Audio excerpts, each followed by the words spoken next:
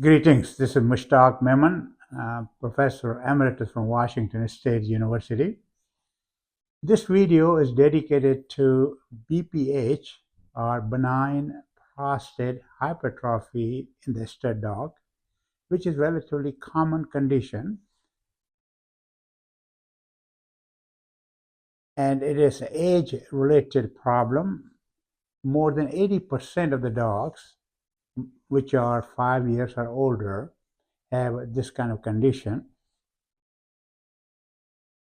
And we need to make sure that we understand we are talking about hyperplasia, means increase in cell numbers, rather than hypertrophy, which is increase in cell number. But BPH is a hypertrophy of the prostate gland. So when we talk about 5-year-old dog, it's very interesting to see that 5-year-old dog has very similar changes in his prostate gland as 50-year-old man. So a lot of earlier studies which were established in BPH, research, dog was very helpful to look at the histology and the changes to compare. So this animal with the BPH has usually large, prostate. It gets sometimes fairly large. That animals get uncomfortable. But without going into too many details, let us talk about the basic information about the prostate. It is located at the neck of the urinary bladder. As you can see, the top picture on your left is the real picture of died dog, which has got a urinary bladder, and you can see at the neck of the bladder bilobed prostate gland. And it is the major sex gland in the dog, produces most of the seminal plasma, or the fluid part of the semen prostate gland produces. And the location, as I mentioned, is at the neck of the urinary bladder. It's a walnut shape when you try to feel it through the rectal wall, bilobed and relatively smooth. Now, how this situation happens regarding BPH? It is under the control of male sex hormone, or testosterone, the growth of prostate gland. And the testosterone is converted to dihydrotestosterone. This is how the animal utilizes this androgen. And it happens with the help of enzyme 5-alpha reductase. So dihydrotestosterone is as I said, the hormone which regulates the function, development and function of the prostate gland. Now, how do you see this BPH dogs? Well, usually they have serosynchronous urethral discharge, almost in 70% of the cases. Some of them, if the BPH gets very, bad, or enlarged prostate gets to the size that it causes a pressure on the rectum and have a constipation. And usually have bloody urine, or hematuria, and also hemospermia. And I will share with you some of the information that how bloody semen gets in there.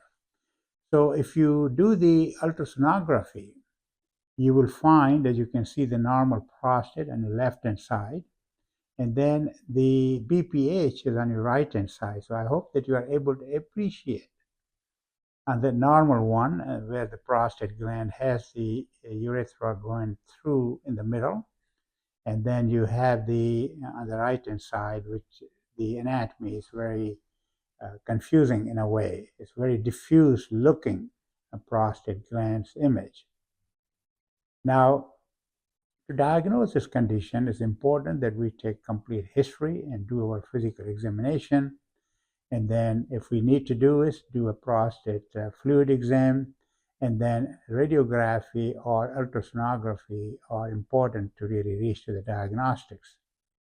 Now, the definite diagnosis, which means that if you want to really know if it's a BPH or any prostate tumor or prostate, abscess, it's a good idea to have a transabdominal prostate biopsy done, because biopsy really give you the definite diagnosis of what it is. And without going into too many details about the findings on the biopsy, I will just go ahead and share with you that if you determine that, okay, this is a BPH, how we are going to treat it. So if we don't treat this condition, it can get really worse, and it could turn into abscess, and then it becomes very critical condition for the male animal. So when it comes to the treatment, I just like to make sure that we talk about the medical treatment. It should be reserved only for valuable dogs. But for street dogs or from the shelters and stuff, mixed breed dogs, I think the good idea would be to castrate that animal. So castration is the really recommended procedure in the BPH situations. If you do the castration, you are expecting that prostate volume decrease almost half of it, in about 3 weeks after castration. And then if you wait for about 2 months or so, then it comes down to really very small. And then studies have been done. You see also decrease in DHT, dihydrotestosterone, and then the urethral bleeding stops, obviously. Let me share with you English Springer Spaniel named Cowley. When I saw him, he was 6 years old, and the owner happened to be a veterinary technician. So working in a private veterinary clinic, having access to the doctors as well as the medication. So he has hired 15 litters, very well-known dog in his own breed. And the last litter was about 70 days ago or so, before presentation. And about 9 months ago, the client noticed bloody urine. So because she had access to diagnostics and the veterinarians, which they had culture done on prostate fluid, and they found a staphylococci, and then put him on tribursin for about 8 days. So bloody urine cleared up for about 2 months or so, and then it started all again. And then they changed to chloramphenicol, but did not help. And then after a month ago, it got worse. I got the owner, and gentamicin was switched to Cafalex. This was the reason I mentioned that she was employee at the veterinary clinic. So it was relatively easier to get the medications of different kind. So it was just dripping that bloody urine. And since last week, he was not eating well. And that's how it caught the owner's attention that something needs to be done. And he became very irritable. So when I did the exam on him, his temperature, respiration, and pulse were very normal range. But he had that dripping red tinge urine. The prostate was definitely enlarged when I checked him. The challenging part was that I collected his ejaculate, or the semen. He had about more than 80% sperm motility on his ejaculate and very high sperm concentration. So here you have a dog with BPH, but at the same time is able to produce good semen quality. So this is where the problem comes in, what to do about this kind of condition. So here, if you pay a little close attention on this picture, the carpet is kind of dark color, but still, if you look at it, you could see that bloody ejaculate in the tube. Now, the medical therapies have been around, and it was in fact started in human, and trying to show that how treatment could work. So the one drug company, without calling names, introduced a compound called finasteride. It's a synthetic steroid, and the capability of this product was to inhibit the 5-alpha reductase. You remember the enzyme we talked about, which converts testosterone to dihydrotestosterone. So the idea was that if we block that enzyme, which was instrumental, so to speak, catalyst, in turning this testosterone dihydrotestosterone, then probably BPH really not a problem. So there are human studies done on it. So finasteride was then marketed, and again, as I mentioned, it inhibits the conversion, and it has been used successfully also in dogs. And this is a dose that we have tried to use it in dogs for somewhere, for it could be for a long time.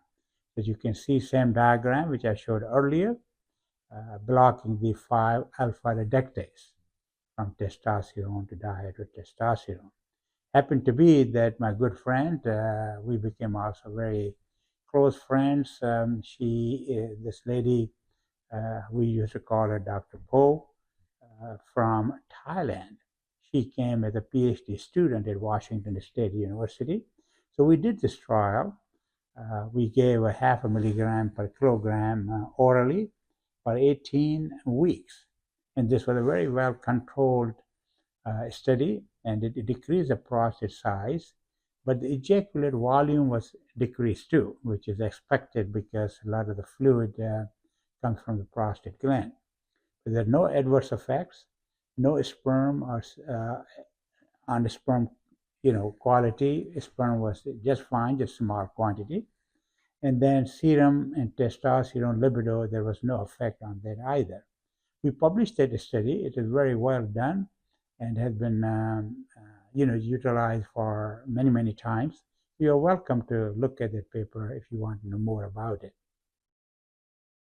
By the way, she went back to Thailand, and we have been in touch. She's a professor there in Bangkok. So we going back on Cowley, the Springer Spaniel dog. We did the ultrasound and found that the prostate had irregular borders. There were 2 triangular areas which were hypoechoic areas.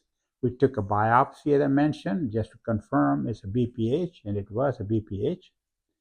So we recommended the owner that, let's have a castration, but she refused. So then Cowley went home.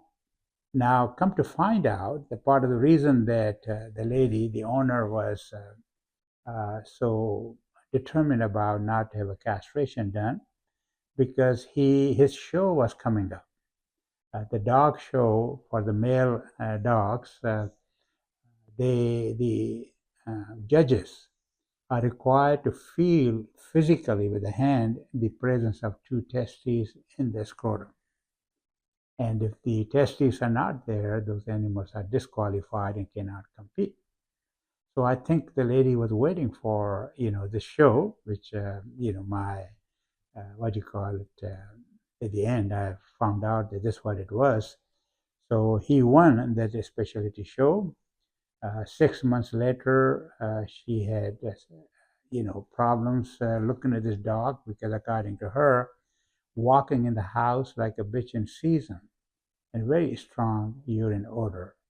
So she really got tired of it, have him, neutered, and then bleeding stopped, and there was no foul smell. So now you have, I think, pretty good idea about the importance of prostate gland, the BPH, and the recommended technique or the treatment is the castration. But if you have a really valuable dog, there is a finasteride and things like that. There are some other hormonal, choices too, but I think this finasteride has been the most successful and widely used. So if I summarize all that thing, as I mentioned about the Cowley, it was presented with bloody urine. It has a hemospermia, but excellent sperm quality, enlarged prostate, the BPH, and then he was neutered. So with that, I'm going to stop with this, and if you have got any questions or comments, please feel free to send it to me through my YouTube video channel there, and we'll be happy to respond to that. Until then, I wish you well. Bye-bye.